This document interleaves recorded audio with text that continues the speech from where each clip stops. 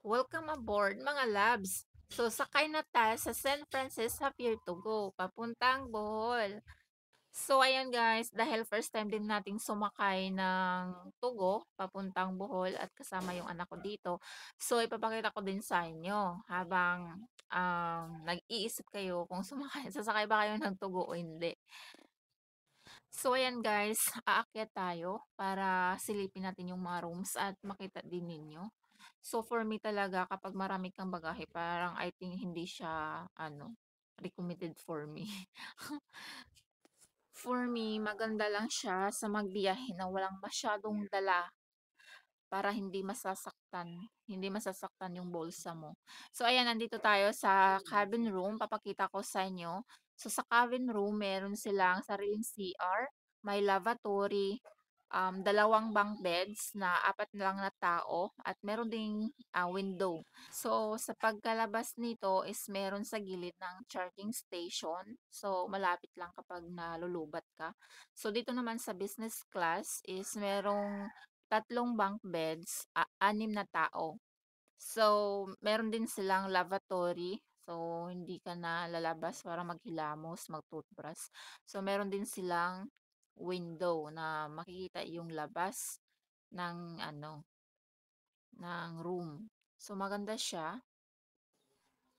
So, ayan guys, every corner, merong charging station. Tatlo, pero paunahan lang din kasi syempre maraming nagcha-charge. So, kung maaari magdala ka ng full na tawag nito, power bank para hindi ka na laging kasi mahina din eh. Ang tagal mapuno. Tapos every hulog is 5 peso. So, ayan, sayang din 'yun. So, dito naman sa tapat ng tourist accommodation, meron ding window machine ng charging, magcha-charge. So, ayan, ito naman ang tourist room. So, sa tourist room, merong anim na bunk beds na hindi makikita yung katabi mo sa likod. So, ayan, ganyan siya yung tourist.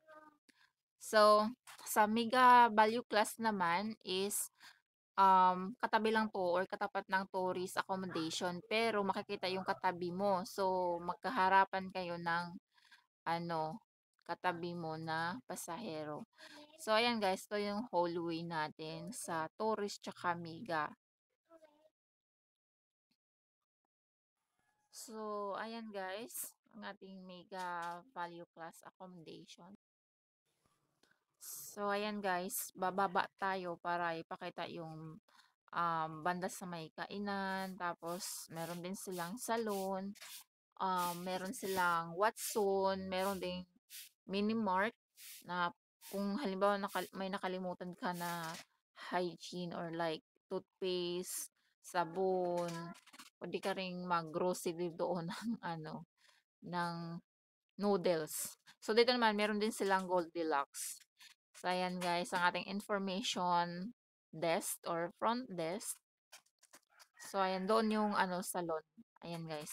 So, dito naman sa gilid is Quick Mart at Watson. So, dito ka bibili ng kung nakalimutan mong magdala ng sabon or nailagay mo sa baba yung salon sa may luggage.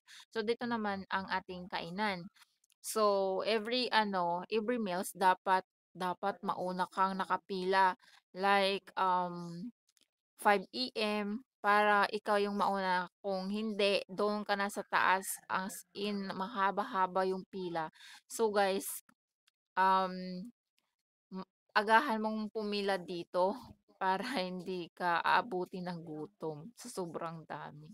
So, yan guys, sa gabi naman is meron din silang live band. So, merong kantahan din dito. So, pwede ka rin kumanta. At sa gabi, meron talaga silang live band.